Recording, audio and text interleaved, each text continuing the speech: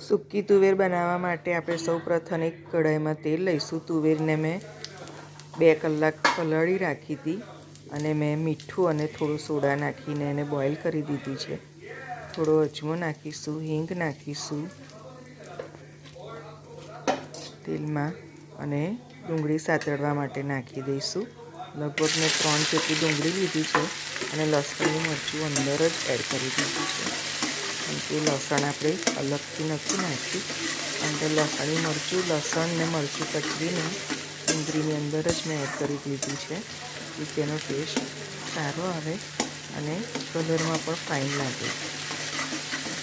આવી રીતે પેલું આખું મરચું લાલ આવે છે ને એને લસણની અંદર કચરી નાખ્યું છે અને ડુંગળીની અંદર જ મેં એડ કરી દીધું હતું જેથી એ સાતળવામાં અંદર સતળાઈ જાય. હવે બધા આપણે મસાલા એડ કરીશું. હળદર, ધાણા જીરું પાવડર, ગરમ મસાલો, થોડું લાલ મરચું તીખું નાખીશું. આદુ મરચાંની પેસ્ટ પણ તમે નાખી શકો છો. થોડું ગ્રેવી જેવું ઘટ્ટ કરવાનું છે, શેકવા દેવાનું છે.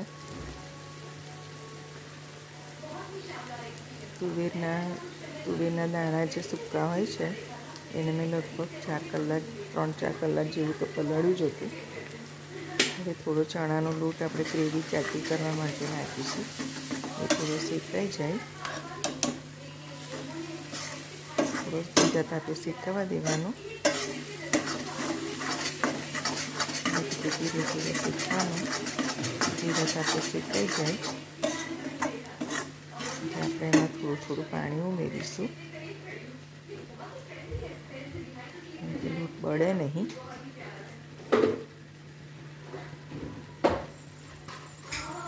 આપણે એને ધીરા તાપે એકદમ ધીરું શેક્યું છે. થોડા મીઠા લીમડાના પાન નાખીશું. એનો ટેસ્ટ ખૂબ જ સરસ આવે છે.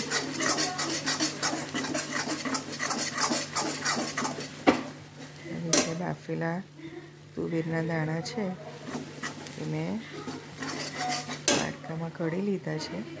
આપણે અંદર એડ કરી દઈશું.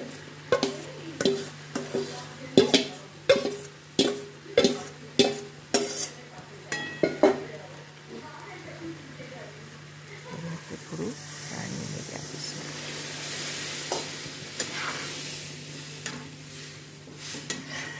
ચણાના લોટને લીધે આપણી ગ્રેવી જાડી થાય છે અને કઠોળ ટેસ્ટમાં પણ સારું લાગે છે.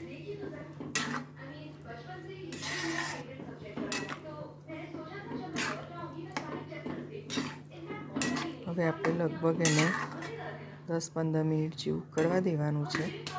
આ ઠોઠામાં તમે થોડી સેવો નાખો, કાચી ડુંગળી નાખો તો પણ સારું લાગે છે. હવે જે ગોળ આંબલીનું પાણી છે એ પણ થોડુંક હું અંદર ઉમેરીશ. થોડું વધારે પડી ગયું તો હું કાઢી લઉં છું કેમ કે થોડો ટેસ્ટ પછી અલગ પડી જાય. તમને જેવી રીતે જોવે એ રીતે તમારે એડ કરવાનું છે.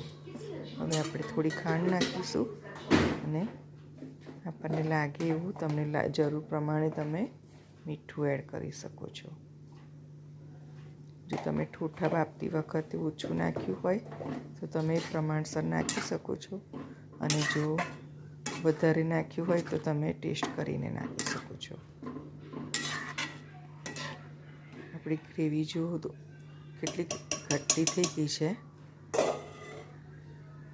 હવે તમે આને સેવ ઉસળની જેમ પણ ખાઈ શકો છો. સેવો નાખવાની, ઓનિયન નાખવાની, એવી રીતે પણ ખાઈ શકો છો અને કઠોળની જેમ ભાખરી સાથે પણ ખાઈ શકો છો.